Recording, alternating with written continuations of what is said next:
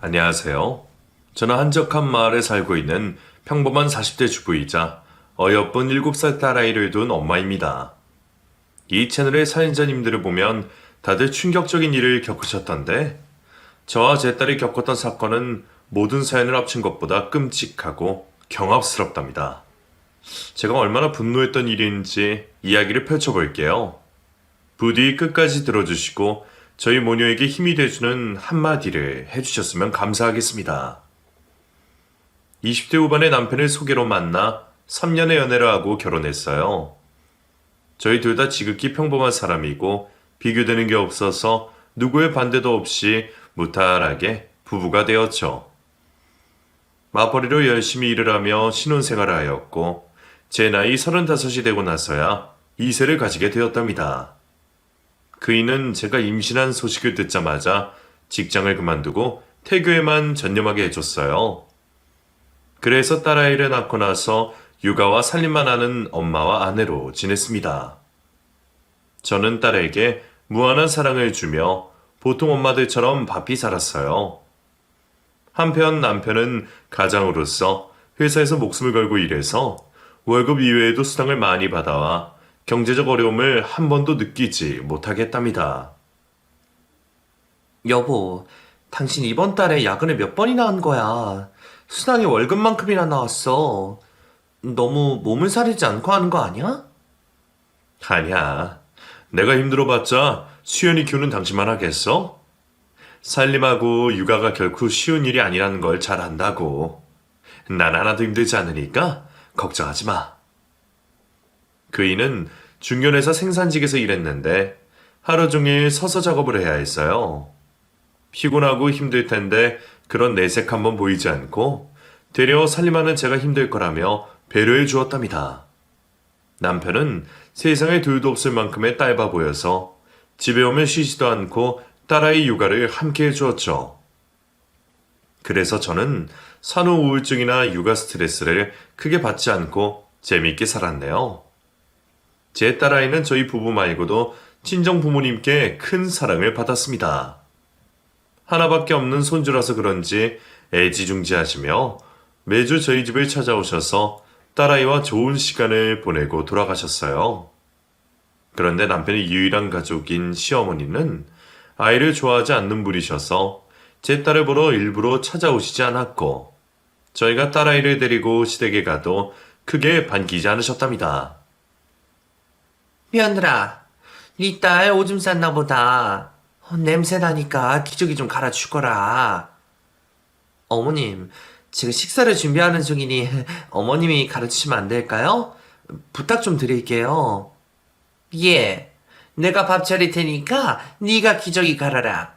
난 애 보는 게 성격상 맞지 않아. 네? 알겠어요. 그럼 상 좀 마저 차려주세요. 시어머니는 당신의 손녀가 남이라도 되는 듯이 거의 안아주지 않았어요. 조금 서운하긴 했지만 사람마다 성향이 다른 거라 생각하고 이해하려고 했습니다. 세월이 흘러 딸아이가 5살이 되어 유치원에 들어갔어요.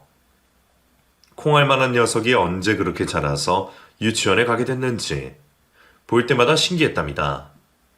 날씨가 더워질 때까지 유치원에 잘 다니고 있었는데 코로나라는 전염병이 퍼지며 난리가 났어요. 모두들 잘 아시겠지만 유치원이나 학교 다 모두 난리여서 아무데도 나가지 못하고 집에서만 지내야 했죠.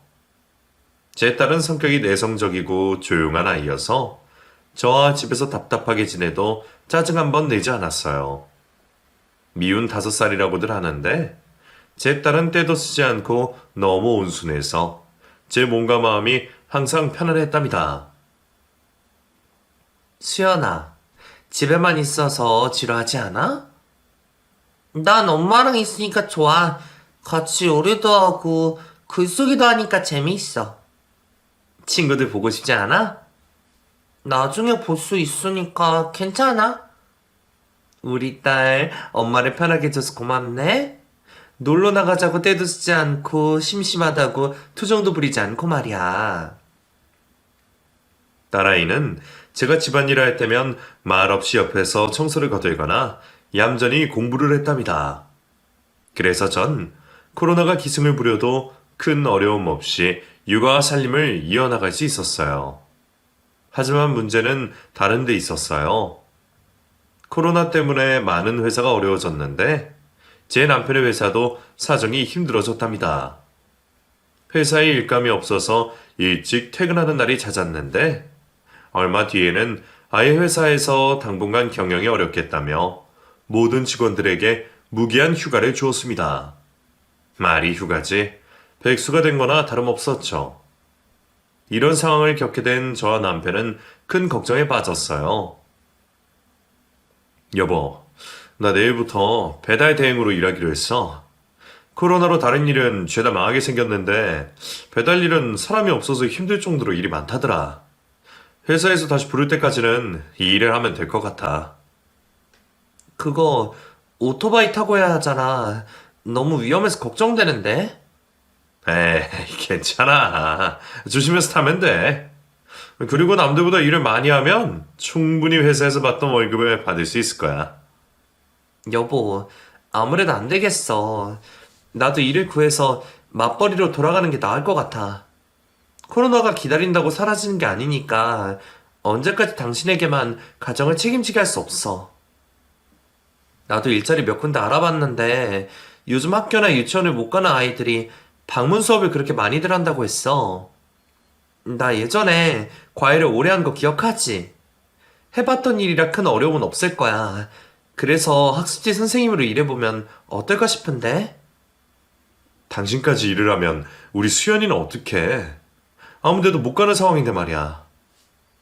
친정 부모님한테 맡기면 어떨까 싶어. 두 분이 워낙 우리 수연이를 예뻐하시니까 기분 좋게 받아주실 거야. 그렇긴 한데, 장모님 허리랑 무릎이 안 좋으시잖아. 장인어른도 마찬가지고. 우리 딸 보는 게 크게 힘들지 않으실 거야. 수연이가 워낙 조용하고 얌전하니까 충분히 돌봐주실 수 있을 거라고. 내가 멀쩡하게 회사를 잘 다니고 있었으면 이런 고민을 할 일도 없었는데. 여보, 미안해. 당신이 왜 미안해. 지금 힘들지 않은 사람 하나 없어. 길거리 맛집 식당을 봐봐. 죄다 망했다고. 그래도 우린 할 수 있는 일이 있으니까 감사하게 생각하고 살자. 그래서 저는 학습지 방문 교사로 일하기로 했답니다. 친정 부모님께 미리 말씀을 드려서 수연이를 부탁하려고 했죠. 그런데 예상치 못하게 시어머니가 먼저 연락을 주셨습니다. 제가 취직한 사실을 알고 손녀가 걱정이 되셨는지 당신이 돌봐주는 게 어떻겠냐고 하시더라고요. 아범하고 며느리? 너희가 고생이 많게 생겼구나. 그래도 어찌하겠느냐. 코로나 때문에 세상이 이렇게 되어버린 걸. 그래서 내가 너희를 돕고 싶어서 찾아왔다. 수연이를 내가 봐주면 어떻겠냐? 어머님이요? 어머님 애 돌보는 거 싫어하시잖아요. 물론 수연이가 얌전하고 온순해서 크게 힘들진 않으시겠지만 그래도 아이를 돌본다는 건 보통 일이 아닐 거예요. 그리고 저희 친정에서 수연이를 봐주시겠다고 했고요. 생각해 주셔서 감사하긴 하지만 괜찮습니다. 얘는 안 싸도 몸 아픈 걸 생각 안 하니? 작년에 무릎 수술까지 받으신 양반한테 애를 맡기는 건 무리야. 난 아픈 곳 하나 없으니 나한테 맡겨라. 내가 성심성의껏 돌보마. 빈말로 하는 소리 아니야? 시어머니가 까칠하긴 했지만 남편을 훌륭하게 잘 키우셨으니 제 딸도 다르지 않을 거라는 생각이 들었습니다. 그리고 몸이 아픈 친정엄마께 부탁드리는 것보다 낫겠다는 판단이 들었어요. 아, 듣고 보니 그렇게 하는 게 좋을 것 같네요. 그럼 어머님께 부탁 좀 드릴게요. 감사해요. 부탁은 무슨? 내 손녀 내가 돌보겠다는데 뭐가 감사하다는 거냐? 네, 어머님. 그럼 모레부터 어머님이 수연이를 봐주세요. 제가 출퇴근하면서 어머님 댁에 들러 픽업할게요. 그래, 생각 잘했다. 내가 잘 키워줄 테니 걱정할 거 하나 없다. 그런데 며느라? 수고비는 줄 거지? 손녀를 하루 종일 보내면 돈이 안 들어갈 수가 없잖아. 어머님, 당연히 수고비를 드려야죠. 많이는 못 드려도 매달 챙겨드릴게요.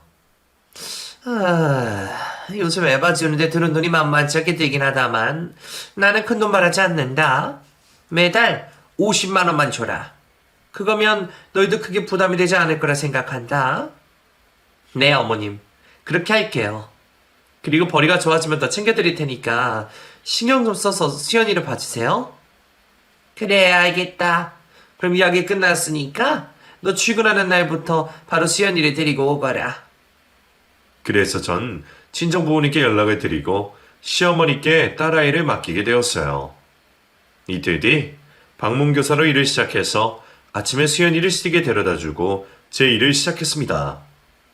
아이들을 가르친 경험이 있어서 그런지 특별히 힘들거나 어렵진 않았어요. 또 요즘 애들이 거의 다 착해서 일하는 게 즐겁고 행복했답니다. 걱정했던 딸아이도 시어머니와 지내는 게 재밌었는지 늘 미소 진 얼굴로 시댁을 향했어요. 수연아, 할머니 좋아? 응, 할머니 너무 좋아. 선수도 가르쳐주고 게임도 시켜줘. 그랬어. 할머니가 우리 수연이를 엄청 좋아하시나 보다. 수연이는 좋겠네? 응, 할머니 집에 가는 거 재미있어. 아이를 싫어하는 시어머니가 이렇게 딸아이를 잘 대해주시니 이루 말할 수 없을 만큼 감사했습니다. 저와 남편은 월급을 받아 더해봤더니 형편이 크게 어려울 것 같지 않아 시어머니께 70만 원을 드리기로 했답니다. 어머님, 많진 않지만 이거 받으세요. 전에 말씀드린 것보다 조금 더 넣어드렸어요. 그래, 고맙다. 내 이 돈은 수연이 간식 먹이는데 쓸 테니 염려 말아라. 걱정 안 해요, 어머님. 그리고 수연이한테만 쓰지 마시고 어머님 필요하신 데 있으시면 쓰세요. 요즘 수연이가 어머님과 보내는 게 재밌는지 어머님 댁에 올 때마다 콧노래를 불러요. 제가 어머님 덕분에 마음 놓고 사회생활하고 있다니까요. 정말이냐? 내가 조금 신경을 써줬더니 좋았던 모양이네. 앞으로는 2배로 잘할 테니 마음 편하게 놓거라. 그래, 일은 할만하냐? 네, 예전에 해봤던 일이라 재밌어요. 수연이 가르치듯이 공부 가르치고 돈도 버니까 너무 만족스러워요. 어머님이 계속 수연이를 봐주신다면 이 일을 포기하지 않고 계속 해볼 생각이에요. 그래, 수연이는 걱정 마라. 내가 최선을 다해 키워줄 테니까. 와, 어머님 감사해요. 아이 키우는 걸 싫어하시는 분이 이렇게 마음을 열어주실 거라고는 생각을 못했어요. 내가 애들을 싫어하지만 우리 손녀는 좋아한다. 표현을 잘 못해서 그렇지 항상 수연이를 사랑하고 있었다고. 시어머니 말씀에 70만 원이라는 돈이 아깝게 느껴지지 않았습니다. 오히려 너무 적게 드려서 죄송한 마음이 들었어요.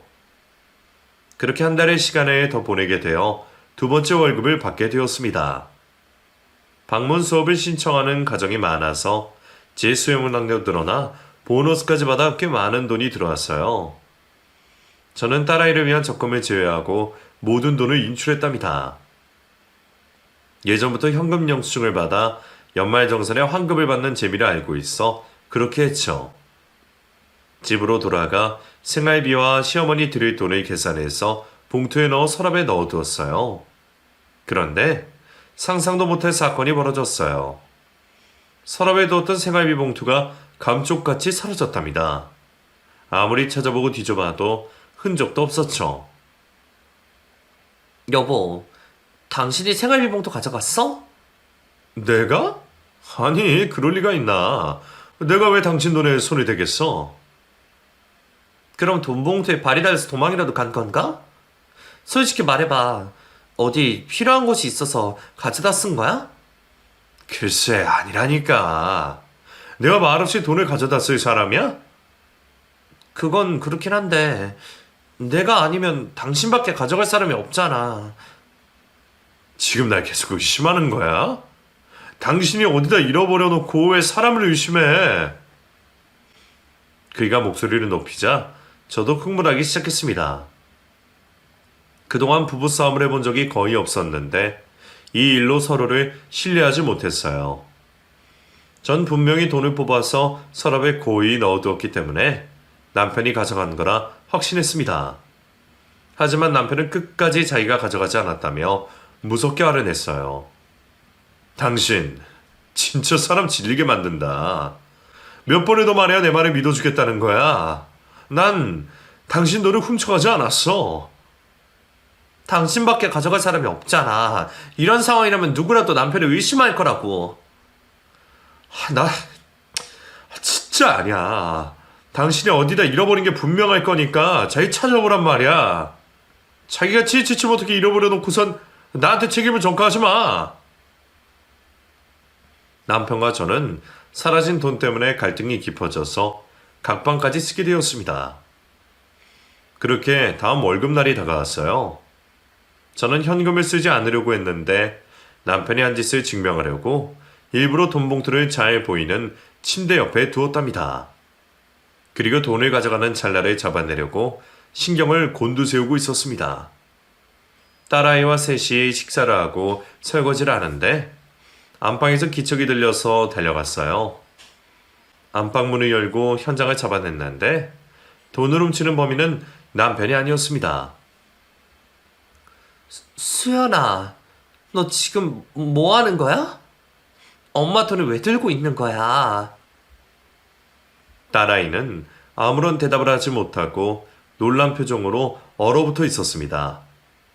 그 순간에도 돈 봉투는 손에 꼭 쥐고 있더군요.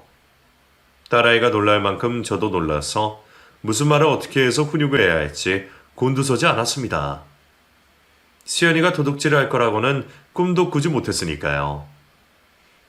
수연아, 솔직하게 말해. 가만히 있는다고 일이 해결되지 않아. 너 지난번에도 엄마 돈을 훔쳐갔지. 이게 얼마나 나쁜 행동인지 몰라? 수연이는 닭똥 같은 눈물을 흘렸는데 잘못을 시인하거나 용서를 빌지 않았습니다. 수연이 너 엄마가 오냐오냐 했더니 이런 짓을 벌여? 그리고 잘못을 했으면 사과를 해야 할 거 아니야. 왜 울고만 있어? 운다고 해결될 일이 아니야. 저는 감정이 격해져서 화를 더 크게 내며 그 큰 돈을 가져가서 어떻게 했는지 다그쳤습니다. 그러자 남편이 안방으로 들어와 무슨 일인지 금세 파악하고 경악을 금치 못했습니다. 수연아, 네가 왜 엄마 돈을 훔친 거니? 수연이가 가져간 돈을 어디에 뒀어? 그걸 네가 썼을 리가 없잖아. 몰라. 말할 수 없어. 입을 연 딸아이의 말에 화가 더 크게 났습니다. 수연이 너 이리 와. 엄마한테 매를 맞아야 솔직하게 말할 거야. 벌써부터 엄마 돈에 손을 대면 나중에는 얼마나 큰 사고를 치려는 거야. 엄마는 수연이가 세상에서 제일 착한 줄 알았는데 아니었어. 당장 엄마 돈을 어떻게 했는지 말해. 여보, 참아. 대답할 때까지 가만히 기다려주자고. 이게 기다려줘야 하는 일이야? 도둑질을 했으면 크게 혼쭐을 내야지. 애가 못 모르고 가져간 것 같아. 호기심이나 장난일 수도 있잖아. 6살짜리가 돈을 어디 가서 썼을 리가 없어. 당신은 어렸을 때 재미나 호기심으로 돈을 훔친 적이 있어? 아니지. 그럼 수연이 그만 두둔하고 비켜. 그이는 여러 생각을 하다가 수연이가 혼나야 한다는 걸 깨달았는지 자리를 비켜주었습니다. 저는 효자손으로 수연이의 손바닥을 몇 대 때리고 다시 물었어요. 수연아, 너 왜 돈을 훔쳐간 거야? 바른 대로 말해. 엄마, 사실은 뭐? 말 더듬지 말고 똑바로 말해. 사실은 할머니가 시켰어. 엄마가 서랍에 돈을 넣어두는 것 같다고 나더러 몰래 가져오랬어. 지난달에도 돈 봉투를 훔쳐오라고 해서 할머니한테 가져다 줬어. 너 지가 할머니가 시켰다고 그랬니? 이수연, 도둑질에 거짓말까지 하는 거야. 엄마가 널 그렇게 가르쳤니? 안 되겠어. 다시 손바닥 내밀어. 이윽고 눈물이 쏙 빠지도록 혼을 냈는데 딸아이는 여전히 시어머니가 시켜서 도둑질을 했다고 말하더군요. 계속 똑같은 말을 하는 데다 눈빛이 진실을 말하는 것 같아 다시 진지하게 물었습니다. 진짜 할머니가 시켰어? 너 만약 이게 거짓말이면 엄마 아빠랑 같이 못 살 수도 있어. 경찰 아저씨가 와서 수연이를 잡아갈 거라고. 진짜야. 할머니가 시켰어. 난 진실을 말했으니까 경찰 아저씨가 잡아가지 않을 거야. 알았어. 엄마가 확인할 테니까 그때까지 기다려. 만약 거짓말이면 더 크게 혼날 줄 알아? 딸아이는 울다 지쳐서 잠이 들었고 저와 남편은 이 일로 여러 대화를 나누었어요. 그이는 시어머니가 그런 짓을 시켰을 리가 없다며 수연이가 왜 이런 거짓말을 하는지 모르겠다고 전했고 저는 수연이의 말이 어쩌면 진짜일 수도 있을 거라 생각이 들어 한숨도 잠을 못 자고 밤을 지새웠답니다. 시어머니한테 직접적으로 손녀딸에게 도둑질을 시켰느냐고 묻는 건 안 될 일이어서 다른 방법을 생각했어요. 그리고 딸애가 시댁에서 어떻게 하루를 보내는지 확인하고 싶어서 전자상가를 찾아가 옷에 달아도 티가 나지 않을 만큼 작은 소형 카메라를 사왔습니다. 이렇게 하루 일과를 영상으로 보면 뭐라도 나오지 않을까 하는 예감이 들었죠. 다음날 수연이 티셔츠에 카메라를 달아서 시댁에 찾아갔어요. 시어머니는 여느 때처럼 수연이를 보자마자 반갑게 맞이하셨습니다. 우리 수연이 왔어? 오늘은 어제보다 더 예쁘고 귀여워졌네. 자, 엄마한테 인사하고 할머니랑 놀자. 네, 알겠어요. 엄마, 다녀오세요. 수연아. 할머니 말씀 잘 듣고 재밌게 놀고 있어. 어머님, 오늘도 잘 부탁드려요.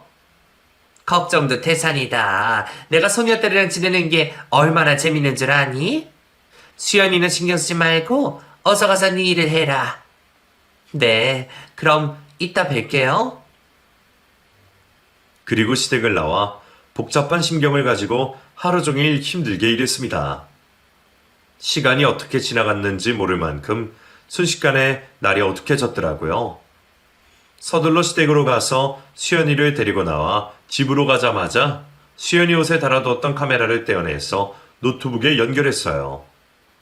그리고 어떤 일이 벌어졌는지 영상으로 확인하게 되었는데 딸아이 시선으로 보인 시어머니 모습과 시댁에서의 생활은 가히 충격적이었습니다. 영상을 보고 너무 놀란 저는 남편이 올 때까지 아무것도 할 수가 없었답니다. 손발이 떨리고 가슴이 찢어질 것 같은 고통을 느끼며 그 일을 기다렸어요. 수연이에게 밥을 챙겨주고 씻기고 재우자 남편이 집으로 들어왔고 안방에서 노트북을 다시 열었습니다. 여보, 내가 수연이 옷에 수영 카메라를 달고 하루 동안 무슨 일이 벌어지는지 알아왔어. 어머니가 어떻게 지내는지 알아보려고 말이야. 뭐? 당신 어머니를 의심하는 거야? 진짜 수연에게 도둑질을 시켰을까봐? 애가 거짓말을 하는 걸 귀담아 들을 필요 없다고 했는데 꼭 이렇게까지 해야 했어. 내가 장모님한테 그런 짓을 했으면 당신은 가만히 있었을까? 흥분하지 마. 영상을 보고 화를 내든지 말든지 해. 내가 이걸 보고 얼마나 큰 충격을 받았는지 알아? 무슨 충격을 받았다고 하는 거야? 여하튼 틀어봐. 보나마나 당신이 헛짓거리를 했겠지. 과연 그럴까? 두 눈 똑똑히 뜨고 봐. 자, 시작한다. 저는 그 영상을 다시 한번 틀어보게 되었습니다. 영상은 제가 시댁에서 나가는 거로 시작했어요. 시어머니가 수연이를 보고 말하더군요. 네 엄마는 일하러 갔다. 이제부터는 내 말을 들어야 한다는 거 알지?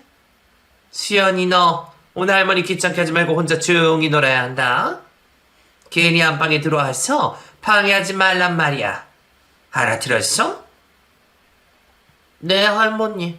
말 잘 들을게요. 딸아이는 작은 방에서 홀로 인형놀이를 하고 있었습니다. 한참 동안 놀던 수연이가 배가 방에서 나와 배가 고팠는지 주방에서 먹을 걸 찾다가 이내 과자 한 봉지를 뜯어 먹었답니다. 하지만 배가 차지 않았는지 시어머니가 있는 안방문을 열었어요. 안방문이 열리자 시어머니와 여러 노인이 둥글게 앉아서 담요 위에 화투를 던지고 있었습니다. 뭐야? 너 할머니 방에 들어오지 말랬지? 귀찮게 하지 말고 나가. 할머니, 배고파요. 주방에 과자 있잖아. 그거나 까먹고 놀아. 과자는 매일 먹어서 질렸어요. 밥 먹고 싶어요. 젠장을 밥 같은 소리 하고 있네. 내가 네 밥 차려주는 사람이냐? 밥은 네 집에 가서 먹고 여기서 대충 과자로 때우란 말이야. 방해하지 말고 문 닫고 꺼져. 그리고 카메라가 도박판을 비추었는데 판돈이 얼마나 큰지 모든 지폐가 5만원권이었답니다. 노인들은 제 딸이 들어오든 말든 상관하지 않고 입에 담배를 물고 도박을 이어갔어요. 이웃과 안방에서 나오지 않는 수연이를 밀어내며 시어머니가 거실로 나왔습니다. 오늘 부정타기 애가 왜 이래? 야, 나하고 멀뚱히 서서 뭐 하는 거야? 너 때문에 끝발이 안 받잖아. 또 졌네. 이 기집애가 왜 이렇게 말이 들어먹지 않는 거야? 할머니 방에는 얼씬도 하지 말라고 한 걸 까먹은 게냐? 대답해봐, 멍청한 꼬맹아. 죄송해요. 밥이 너무 먹고 싶어서요. 이년이 아직도 정신을 못 차리고 밥 타령이네. 이 조그만 년이 왜 이렇게 먹는 걸 밝혀? 이따 너네 엄마한테 차려달라고 하면 될 거 아니야. 한 끼 굶는다고 죽는 거 아니니까 참아. 네, 할머니, 참을게요. 이래서 내가 애새끼리 싫어한다니까.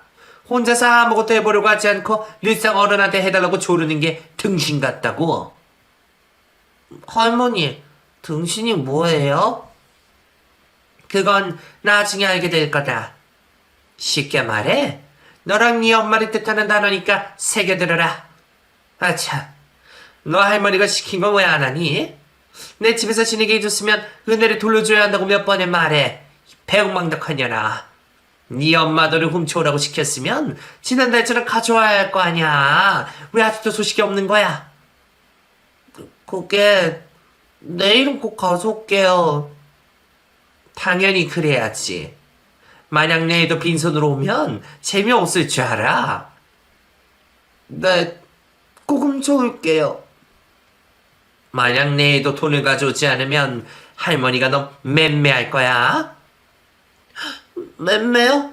알겠어요. 내일 꼭 가져올 테니 지난번처럼 맴매하지 말아주세요. 이미 시어머니한테 매를 맞은 적이 있었는지 수연이의 목소리가 심하게 떨렸어요. 저는 만일을 대비해 수연이에게 돈을 훔치다 걸렸다는 말을 절대로 하지 말라고 일러두었답니다. 남편의 표정은 심하게 일그러졌는데 화면에서 눈을 떼지는 못했어요. 잠시 후 시어머니의 말이 이어졌습니다. 그래. 이 할머니가 돈 있다면 치킨 사줄 테니까 조용히 방에 가서 찌그러져 있어. 네. 얌전히 방에만 있을게요. 걱정 마세요, 할머니. 또 한 번 안방문을 열면 베란다에 하루 종일 스며들 거다. 해봐서 알지? 베란다요? 할머니, 날씨가 더워서 그건 너무 힘들어요. 힘든 걸 알면 입 닥치고 가만히 있으라고. 그리고 시어머니가 방으로 들어가자 딸아이는 주방에서 한참 동안 먹을 것 찾다가 포기하고 다시 방으로 들어가 혼자 인형놀이를 하며 시간을 보내더라고요. 그 외로운 장면을 보는데 저와 남편은 눈물이 바로 쏟아질 것 같았습니다. 이윽고 저의 퇴근 시간이 다가오자 시어머니가 딸아이를 불러 세우더군요. 야, 수연아. 할머니가 너한테 외우러 간 거 읊어봐라. 네, 할머니. 첫째, 할머니 집에 오고 갈 때는 항상 밝게 웃는다. 그리고 엄마가 오늘 하루가 어땠느냐고 물으면 재밌고 즐거웠다고 대답한다. 둘째, 할머니 집에서 보고 들은 걸 아무에게도 말하지 않는다. 셋째, 집에서 엄마 돈을 몰래 훔쳐서 할머니한테 갖다 준다. 만약에 걸리면 할머니 이야기는 절대 꺼내지 않는다. 넷째, 규칙과 어기씨, 베란다에서 하루 종일 벌을 서거나 화장실을 참아야 한다. 잘 외우고 있군. 그런데 너 외우기만 잘하고 실천을 잘 못하고 있는 것 같다. 오늘 할머니를 몇 번이나 귀찮게 했지? 만약 내일도 이러면 베란다에서 벌을 쓸 거야. 알겠냐, 이년아? 네, 할머니. 잘 알겠어요. 딸아이는 그렇게 대답하고 시모에게 안기려고 시도하더군요. 당연히 시모는 딸아이의 마음을 무시했답니다. 수연이의 이 말을 밀며 이년아, 날도 더워 죽겠는데 왜 붙으려는 거야? 그리고 네가 이 예쁜 짓을 했어야 내가 안아줄 거 아니니? 저리 가라. 곧 네 엄마 오니까 엄마한테나 실컷 안겨라. 하고 말하더군요. 이 장면을 다시 보고 들으니 부하가 치밀고 가슴이 찢어질 것 같았습니다. 수연이는 사악한 시어머니에게 잘 보이고 싶어 했고 사랑을 받고 싶어 했어요. 저는 딸아이를 혼내고 매를 들었던 순간을 후회했고 엄마로서 자격이 없다는 걸 다시금 깨달았습니다.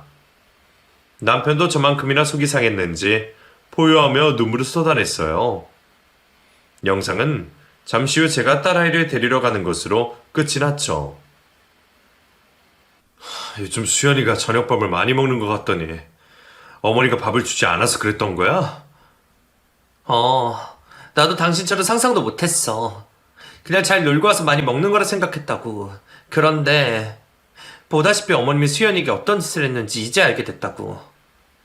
여보, 내가 무슨 말을 어떻게 해야 할지 모르겠어. 너무 혼란스러워서 머리가 터질 것 같다고. 난 그냥 못 넘어가. 이건 보통 일이 아니야. 내가 해결할 테니 당신은 옆에서 두고 보기나 해. 그이는 힘없이 고개를 끄덕이며 다시 눈시울을 붉혔답니다. 저희 부부는 그날 밤 수연이를 안방으로 안고 들어와서 가운데에 눕혀 머리를 쓰다듬고 안아주며 잠에 들었어요. 다음날 저는 시어머니한테 딸아이를 친정에 맡긴다고 연락했고 남편과 친정에 수연이를 맡기고 경찰서로 향했습니다. 형사들에게 영상을 보여주었더니 밥을 굶기고 방임한 것과 도둑질을 시킨 아동학대죄와 도박죄로 긴급 체포하겠다고 하더군요. 저와 남편은 형사들과 동행해 시댁으로 향했습니다. 이윽고 시댁 현관 앞에 도착해 초인종을 눌렀어요. 누구세요? 어머님 저예요.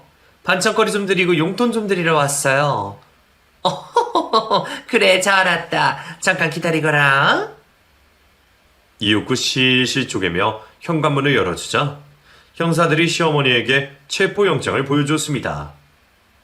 이게 다 뭐야? 내가 소녀들을 학대하고 도박을 했다고? 얘 며느라 이게 다 무슨 짓거리냐? 너 시연이한테 무슨 말을 들었길래 이따위 짓을 벌이는 거야? 어머님 저희 다 알아요. 그동안 어머님이 수연이한테 무슨 짓을 했는지 모두 알고 있다고요. 도대체 무슨 소리 하는지 모르겠구나? 난 잘못한 게 하나도 없는데 이런 취급에 당하니까 열이 받는다고? 그러자 형사들이 안방문을 열고 도박 현장을 사진으로 찍고 노인들을 모두 체포했습니다. 어머님 이러고도 거짓말 하실 거예요? 이건 그냥 재미삼아 하트 좀 친 거야. 수연이가 오늘 못 온다고 해서 친구들을 부른 거라고. 야 짭새들아, 니들이 뭔데 다짜고짜 와서 내 친구들한테 수갑을 채워? 예진여 씨, 당신을 도박 및 아동학대죄로 긴급 체포합니다. 니의 시어머니는 뒷걸음질을 치며 체포를 거부하더군요. 내가 무슨 죄가 있다고 이 난리를 치는 거야? 며느리가 날 모함하려고 꾸민 짓이지. 이 딸내미가 뭐라 짓거릴지 모르겠지만 그건 다 거짓말이다. 난 세상에 둘도 없는 다정한 할머니라고. 웃기지 마세요. 제가 수연이 옷에 몰래 수영 카메라를 달아서 어머님이 무슨 짓을 벌였는지 모두 다 확인했거든요. 제 딸에게 제 돈을 훔치라고 명령하는 것부터 해서 굶기고 방해한 장면이 다 담겨있다고요. 어머님이 그러고도 할머니라고 할 수 있어요? 사람이라고 말할 수 있냐고요? 뭐? 나한테 몰래카메라 찍었다고? 인연이 감히 시어머니를 감시해? 그리고 시몬은 저에게 애가 한 끼 굶는다고 어떻게 되는 게 아니라고 변명했고 방임한 것도 자립심을 키우려고 한 거라고 하더군요. 또 도둑질을 시킨 건 자기가 정당하게 받아야 할 수연이 양육비라며 애 하나 돌보는데 얼마나 힘든지 아느냐며 쌍욕을 했답니다. 개 같은 오라질려나. 내가 친히 손녀딸을 잘 돌봐줬는데 그깟 일로 날 신고해? 애들은 원래 강하게 키워야 하는 법이야. 혼자 무인도에 떨어지면 살아남을 수 있도록 자립심과 독립심을 길러준 거야. 진짜 구제불능이네요. 이런 인간 쓰레기가 내 시어머니고 수연이 할머니라는 게 수치스럽고 분노가 치솟습니다. 당신이란 인간과는 앞으로 영원히 좀 만나지 않고 살아야겠어요. 이 오사라년이 제대로 미쳤구나.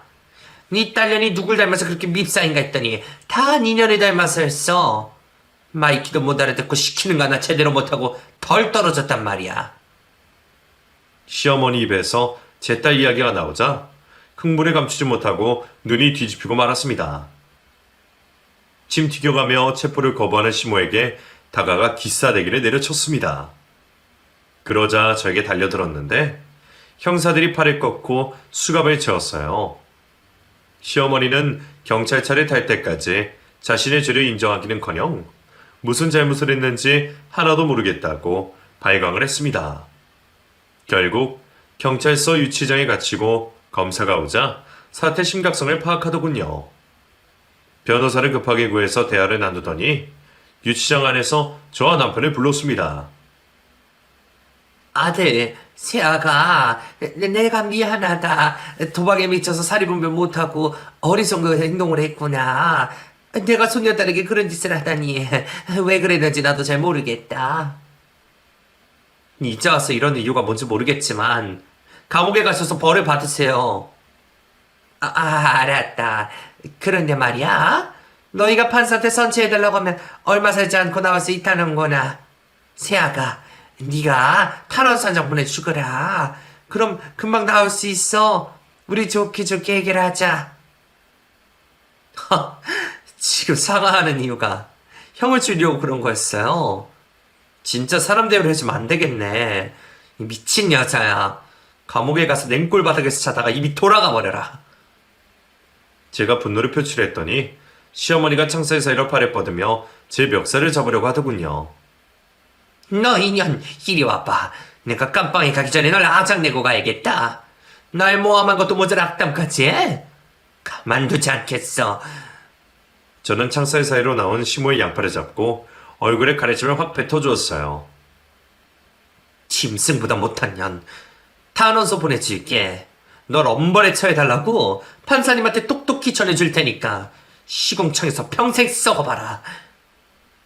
저는 등을 돌려 남편에게 나가자고 눈치짓을 했습니다. 그러자 시모가 이번에는 남편에게 애원하더군요. 아들아, 엄마 좀 살려줘. 네가 엄마의 억울함을 밝혀달라고. 어머니, 당신 때문에 우리 딸은 상상도 못할 고통을 받았어요. 트라우마로 남게 되면 보통 아이들처럼 자랄 수 없다고요. 당신이 얼마나 큰 잘못을 했는지 감옥에서 깨닫기 바랍니다. 그리고 이제 당신을 어머니라고 부를 일은 없을 겁니다. 앞으로 죽을 때까지, 아니, 죽어서도 다시 볼 일 없을 거예요. 개 같은 놈아. 내가 네 애미인데 어디서 천년을 끊겠다고 헛소리를 하는 거야? 내가 무슨 잘못을 얼마나 했다고 다들 이 난리 치는 건지 모르겠네. 남편도 등을 돌리자 시어머니는 쌍욕을 하며 끝까지 악마 같은 모습을 보여주더군요. 그이와 저는 시모가 어쩌다 이렇게 되었는지 모르지만 평생 용서하지 않고 만나지 않겠다고 약속했답니다. 시어머니는 당연히 징역을 받게 되었는데 저희 부부가 엄벌에 처해달라고 탄원서를 써서 꽤 오랜 세월을 감옥에서 보내게 되었어요.